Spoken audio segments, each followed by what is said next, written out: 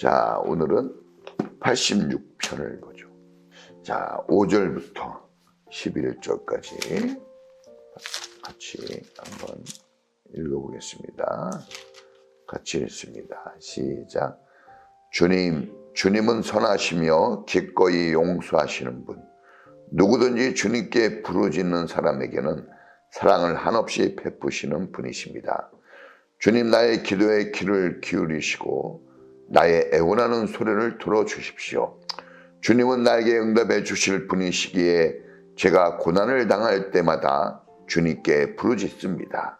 주님, 신들 가운데 주님과 같은 신이 어디에 또 있습니까? 주님이 하신 일을 어느 신이 하겠습니까? 주님께서 지으신 문나라가 모두 와서 주님께 경배하며 주님의 이름에 영광을 돌립니다. 주님은 위대하셔서 놀라운 일을 하시니 주님만이 홀로 하나님이십니다. 주님, 주님의 길을 가르쳐 주십시오. 내가 진심으로 따르겠습니다. 내가 마음을 모아 주님의 이름을 경외하겠습니다. 아멘. 오늘 하나님 말씀은, 시편 말씀은 환난 때 기도하는 이런 편 기자의 모습을 보여줍니다. 이 세상은 환난 많고 시련 많은 세상입니다. 환난과 시련, 고난이죠. 고난. 고난을 사실 좋아하는 사람은 없지만 또 고난당할 때 성도가 고난을 피하기 위해서 기도를 하지만, 그러나 환난과 시련은 성도를 피해가지 않습니다.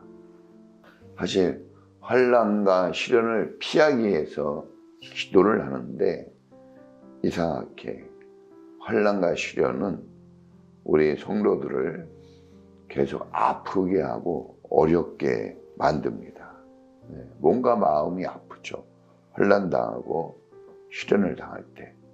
하나님께서 왜 이렇게 기도하고 또 간절히 참으로 평화를 원하고 화목을 원하고 평강을 원하지만 왜 이런 시련들이 우리 삶에 여전히 하나님을 믿는 가운데서도 우리는 그런 환난을 당해야 되는 걸까? 그것은 환난과 시련, 이 고난에 하나님의 뜻이 담겨 있기 때문에 그렇습니다. 하나님의 뜻. 십자가, 고난의 십자가죠. 근데 왜 십자가를 우리는 그렇게 높이 들고 왜 우리는 십자가 중심의 삶을 사는가? 십자가는 고난의 상징이잖아요. 고난. 그런데 또 고난만 상징하는 것이 아니라 구원의 상징이기도 해요. 그래서 이 동시에 이게 있습니다. 그래서 좀 깊이 십자가는 체험하고 또 깊이 들어가 봐야 고난 뒤에 숨어 있는 구원을 발견하기 때문에 그렇습니다.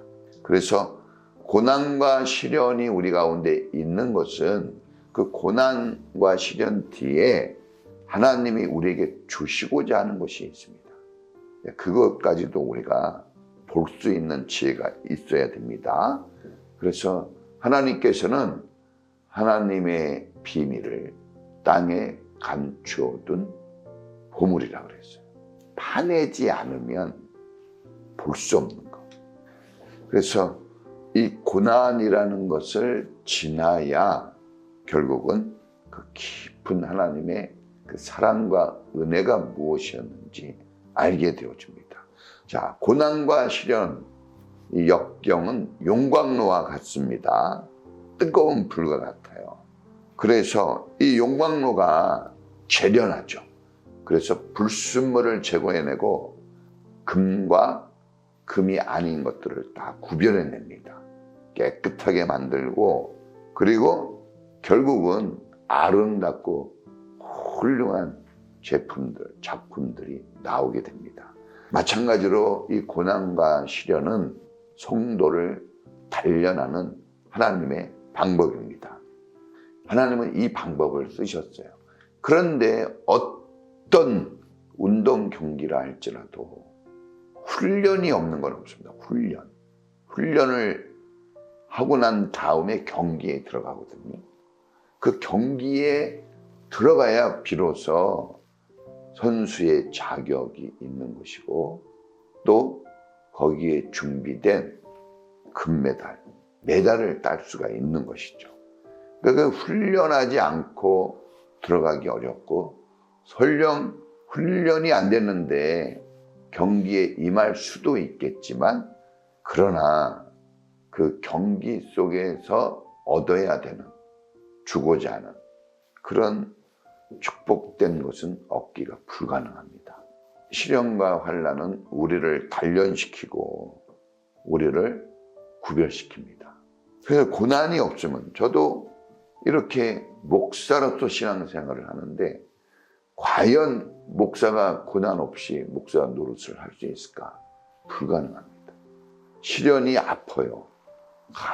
막 빨리 벗어나고 싶은 것은 있지만 내가 원하지 않는 것이지만, 그런데 동시에 내가 스스로 얻기 어려운 깊은 뜻을 발견할 수가 있습니다. 그래서 아프지만 이 시련과 고난이 우리 가운데 있다고 봅니다. 자, 우리가 고난과 시련을 통해서 더 성숙해지는 것입니다. 껍질이 벗겨지고 그 안에 알곡이 딱 있는 게 보여지는 것이죠. 만약에 고난과 시련이 없다면 쭉정이 같이 될 겁니다. 보기에는 괜찮은데 실제로 안에는 아무것도 없는 거죠. 농부가 농사를 지을 때 세찬 비바람, 폭풍우, 뜨거운 햇빛들, 많은 병충해, 이런 시련과 고난을 쫙 지나고 결국은 추수의 날에 알곡을 거두는 것처럼 이 고난과 역경 뒤에는 하나님의 축복이 기다리고 있습니다. 하나님을 영화롭게 하는 좋은 일꾼이 돼야 돼요. 하나님을 섬길 수 있는 믿음의 성도가 돼야 됩니다. 그런데 이 고난에 단련되어 보지 않은 성도는 낙심합니다. 그래서 어려운 일이 있으면, 좋을 때는 좀 하지만 어려운 일이 있을 때 좌절하고 넘어집니다. 그래서 하나님과 영원히 동행한다는 것은 이런 환난과 시련을 지난 사람들의 몫이라, 이렇게 말할 수가 있습니다. 그러면 우리가 이렇게 이제 환난 날에 어떻게 해야 될까? 신앙 자세가 필요하죠. 자, 오늘 본 것처럼 그 고난 당할 때 주님께 기도한다 그랬어요. 기도. 부르짖으며 기도하는 자세가 환난을 당할 때 가져야 되는 성도의 모습입니다. 그런데 우리가 알다시피 이 단련할 때, 쇠를 단련하고 여러 가지를 단련할 때 그 그릇 안에다가 딱 집어넣고 불을 가하는 것처럼 우리가 기도한다는 것은 하나님 안에 거한다는 거죠.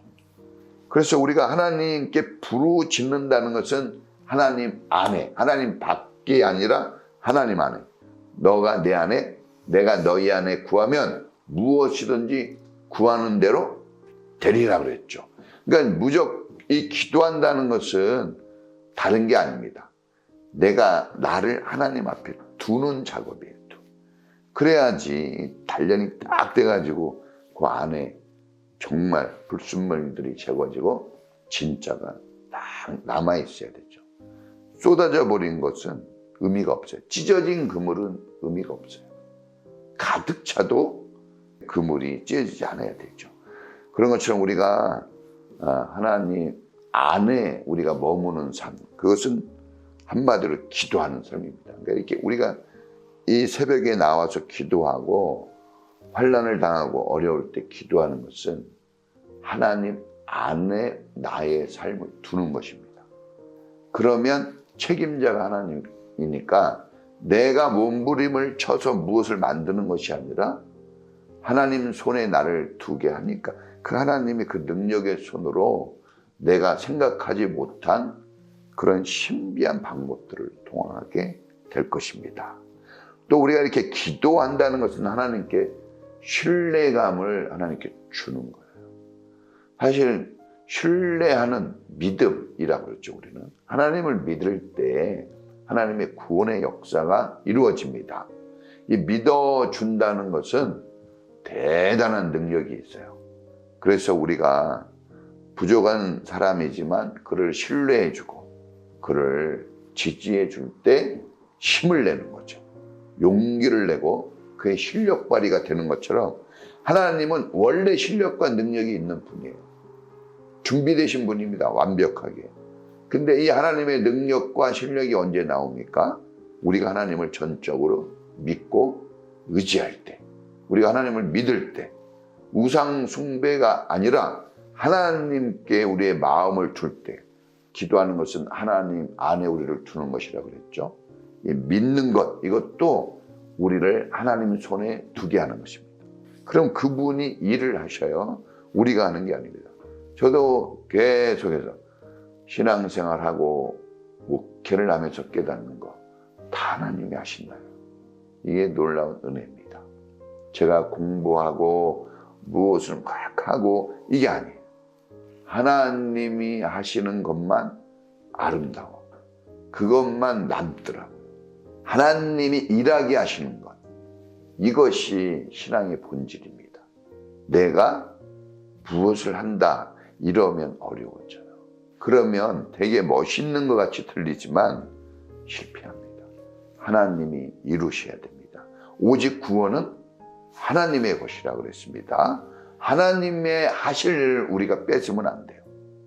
하나님 일을 하나님이 하시도록 하는 게 이게 신앙생활 잘하는 겁니다. 왜냐하면 하나님은 전문가니까, 인생 전문가. 그래서 하나님을 우리가 전적으로 신뢰하게 되어지면 하나님은 나를 사랑하는 자가 나의 사랑을 입으며 그랬습니다. 우리가 하나님을 신뢰하면 그 믿음의 대가를 주십니다. 그것이 바로 구원이죠. 이 구원은 단순히 우리를 살려주신다 하는 이런 단순한 이 구원에서부터 광의한 구원, 먹는 것, 입는 것, 마음의 구원, 생각의 구원, 우리 모든 것의 구원이에요. 경제적 구원. 사실 빈곤에서 부유함으로 하나님이 축복하는 것도 구원입니다. 경제적인 구원. 마음에 막 걱정, 염려가 있는데 평안으로 가는 것. 이건 샬롬이죠. 이게 구원받은, 이게 구원입니다.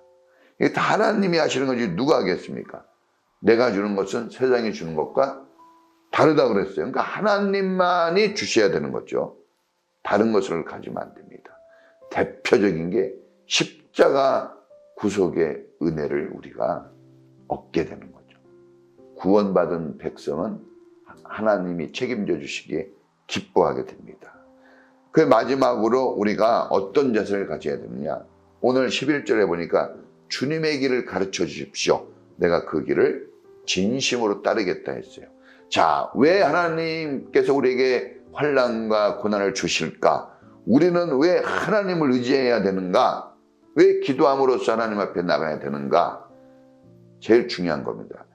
이게 기도의 응답을 받는다 했을 때 그럼 기도의 응답의 최고의 응답은 뭡니까? 내가 환난에서 벗어나는 게 아닙니다.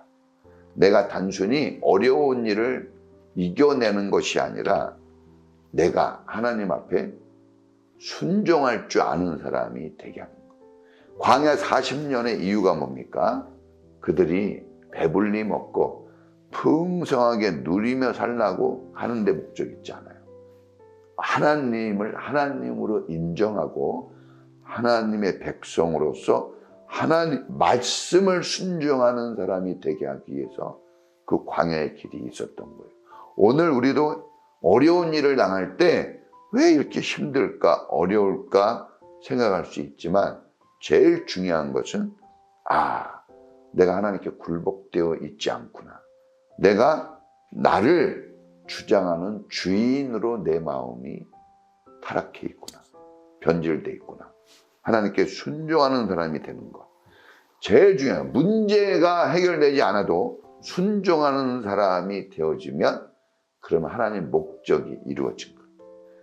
사실 훌륭한 삶은 시련과 역경을 겪은 사람들이에요. 그걸 겪지 않고 성공한 사람을 우리는 인정 안 해줍니다.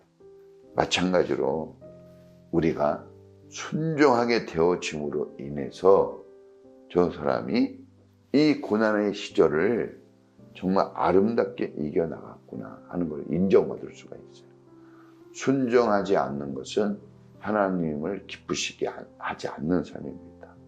말 잘 듣는 게 한마디로 최고입니다. 그래서 우리는 하나님의 기쁨 되는 그 순종의 사람 되어 오늘도 내 길을 걸어가는 게 아니라 주님의 길을 걸어가는 그런 믿음의 사람이 되기를 주의 이름으로 축원합니다. 우리 교회를 위해서 또 가정을 위해서 우리 주여 한번 부르고 기도하겠습니다. 주여